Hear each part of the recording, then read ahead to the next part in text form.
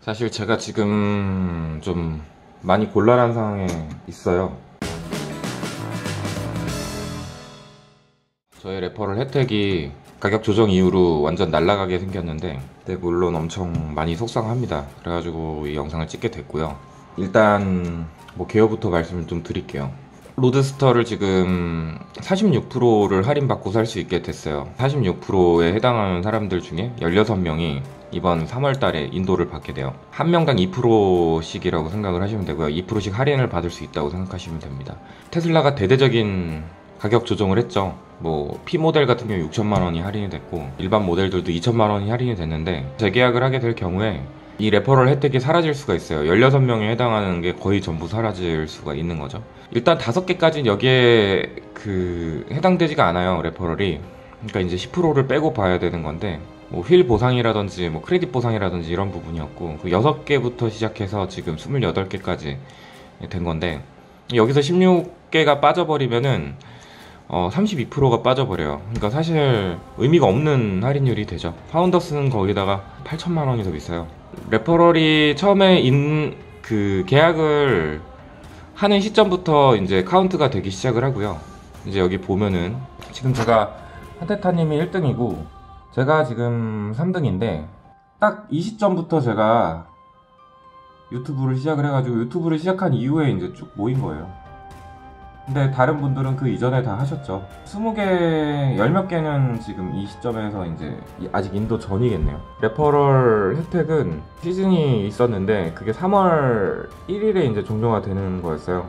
근데 저 같은 경우는 지금 1월 30일로 줄어가지고, 사실 1월달 한 달만 12개를 받았기 때문에 한 2월, 3월이 지나가게 되면은 거의 로드스터 프리까지 도달할 수 있을 정도의 사실 속도를 갖고 있었어요. 이 부분에 대해서 16명, 32%에 대한 할인율을 날리게 생겼습니다. 그거에 대해서 이제 제가 글을 썼습니다. 메일을 보낸 거고요. 메일이 안 왔대요. 여기저기 보냈는데 지금 테슬라 쪽 바빠요. 그래가지고 제가 공식 루트로 보냈는데 이 메일을 수신을 안 하시더라고요. 그래가지고 CS에 전화를 했는데 제 메일을 읽지를 않았다고 또 다시 보내달라 그래서 또 보냈습니다. 일단 보낸 내용이 이건데, 테슬라 모델 S, 모델 X, 모델 3, 로드스터의 예비 오너죠. 모델 3는 지금 거의 5대를 아마 예약을 할 것 같은데, 이 내용을 그냥 간단하게 요약해서 읽어드립니다. 저는 이제 테슬라를 좋아했으니까 그거를 이제 홍보를 하면서, 홍보라기보단 제 경험을 공유하는 영상을 만들면서 참 즐거웠어요. 그래가지고 28명의 추천을 받아서 46%, 이건 아까 말씀드린 거고, 일단 3월에 이제 16명이 출고를 받게 되는데, 이전에 계약한 사람이 호갱이 되는 거의 그 정도 수준이 되는 거죠. 굉장히 빠른 조치를 해줬어요. 3가지의 보상안을 제시를 해줬는데, 자율주행 전체를 이제 무료로 해준다거나, 기존에 있는 차를 재계약을 해서 가격만 조정을 해서 낮추거나, 새로 계약을 할 수 있도록 취소를 해주는 그 3가지가 있어요. 첫 번째가 이제 레퍼럴 유지가 되는 계약인데 1000만 원 정도 혜택이에요. 2000 몇백이 할인이 됐기 때문에 사실 두 번째 재계약을 해도 똑같이 차는 받는 거예요. 그렇게 되면 1000만 원, 1200만 원 정도의 차익이 난대요. 혜택을 포기하고 재계약을 안 할 사람이 몇이나 될까요? 뭐 일단 목적을 보자고요. 일단 중국 자동차 시장 모양이나 뭐 이런저런 거 바꿔가지고 비싸게 파는 유럽 자동차, 그런 것들을 봤을 때 테슬라 같은 경우에 양산이나 이런 합리성을 추구를 하기 위해서 스토어를 폐쇄를 하고 레퍼럴 정책이라든지 취소를 하면서 결국은 프라이스 다운을 확실하게 할 수가 있었어요. 복잡한 유통 구조를 갖지 않고 온라인 판매만 해서 가장 싼 가격에 다이렉트하게 물건을 팔겠다, 뭐 이런 게 돼요. 경쟁력을 더 갖기 위해, 지속 가능한 발전을 위해서 테슬라는 가격 정책을 굉장히 과감하게 변경을 합니다. 심한 경우에 대만 같은 경우는 거의 반값이 된 경우도 있어요. P모델의 일부 모델에 한해서. 우리나라는 뭐 한 20%에서, 그리고 P모델 같은 경우는 한 40%, 뭐 6천만 원이 할인이 됐죠. 2억 700에 구매할 수 있던 게 지금 1억 4천 얼마가 돼요. 1억 5천 가까이 되죠. 가격적 메리트에 의해서 보조금이 다 빠지더라도 이제 살만한 가격으로 계속 맞춘다는 얘기예요. 적극적인 가격을 계속 조정을 할 수는 없을 거예요. 앞으로는 뭐 배터리에 대한 최적화라든지, 뭐 아니면 소프트웨어 가격을 좀 낮춘다든지, 뭐 그런 형태가 될 것 같은데, 테슬라가 조금 마음을 먹고 시장 장악을 하려고 하는 움직임이 좀 보입니다. 그렇기 때문에 저는 손해를 감수하면서까지 기존 계약을 비싸게 주고 사는 계약을 유지하라고 할 수가 없는 거예요. 하지만 저를 쓰는 계약에 대한 조건도 옵션으로 줬죠. 그 1000만 원의 손해를 보라는 거죠. 그럼 저를 안 쓰는 게 낫겠죠. 그래서 제가 쓰지 말라고 했어요, 사람들한테. 난 그러려고 뭐 이걸 하는 게 아니다. 그럼 제가 이걸 써달라고 하면 나쁜 놈밖에 더 됩니까? 솔직한 얘기로. 지금 저에 대한 부분에 우려스러운 게 있어요. 저 같은 케이스가 거의 스페셜 케이스라 없습니다. 사실 우리나라에도 저 한 명이에요. 16명이 확정이 안 돼가지고 할인율이 결정되지 않은 사람 저 한 명이에요. 지금 다른 분들은 거의 다 확정이 됐죠. 저의 권리에 대한 부분입니다. 일단 계약을 하게 되면은 리퍼럴에 카운트가 돼요. 계약에 대한 인정을 하는 거죠, 시스템상에서. 그 다음에 이제 인도가 되었을 때 확정이 됩니다. 근데 그 전까지는 효력이 없어요.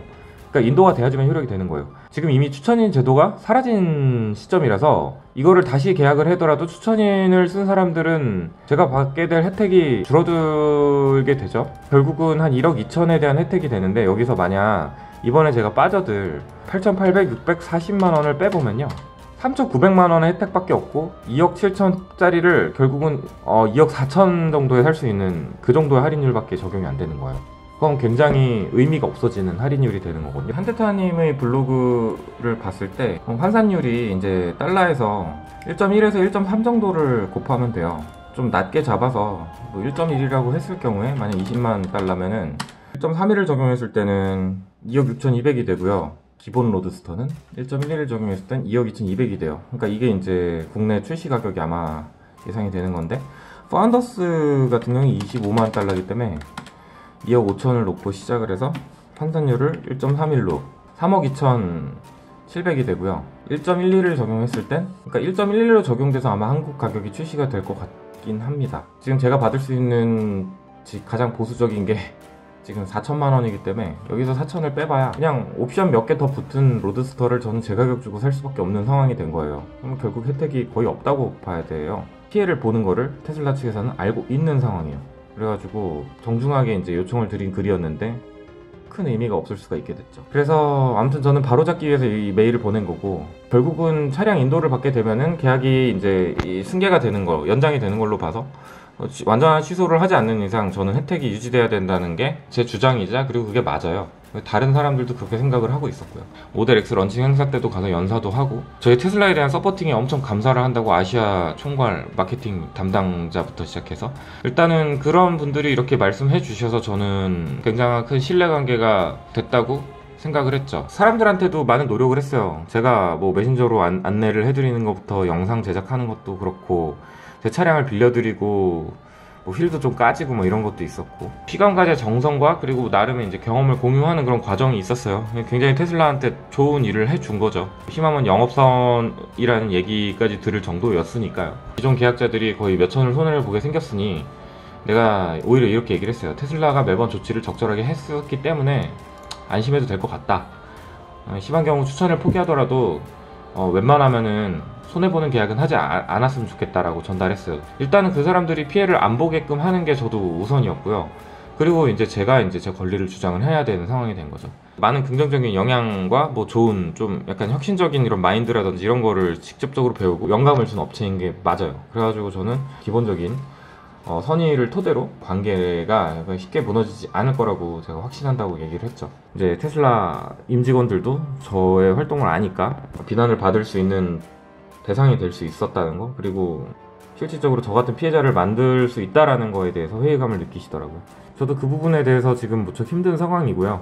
심적으로도 힘들고 좀 많이 힘이 빠지죠. 이게 확정이 되고 나서 전에는 무슨 해결이 될 거라는 어느 정도의 확신이 있어가지고 이제껏 그렇게 해왔거든요. 여태까지 작은 거에서도 조치가 있었어요. 근데 이거는 되게 큰 거잖아요. 근데 이 큰 것에 대해서 조치를 해주지 않을 것 같다는 그 CS의 답변이 있었기 때문에, 만약 이것에 대해서 정말 제가 100% 다 감당을 해야 된다라고 했을 때는 사실 의미 없는 할인율인 4천만 원이 됐을 경우 1억 3천에 대한 할인율을 저는 날리게 되는 그런 게 되는 겁니다. 상실감과 좌절감에 영향을 받아요. 굉장히 저의욕증에 빠질 수가 있는 상황이고, 제가 버텨야 되는 거고 힘든 거를 감수해야 되는 거죠. 미팅을 통해서 이 문제를 해결해 가려고 합니다. 소비자 보호원의 뭐 민원 제기라든지 뭐 법적인 이런 소송이라든지 이런 굉장히 강경한 대응, 이거에 신경을 쓰면서 그 권리를 찾기 위해서 노력을 할 수가 있겠지만, 테슬라 차원에서 이걸 해결해 주는 것이 가장 서로 간에 좋겠죠. 그게 이제 선의와 신의가 쌓여서 만들어진 테슬라와의 관계고 그 고객이니까.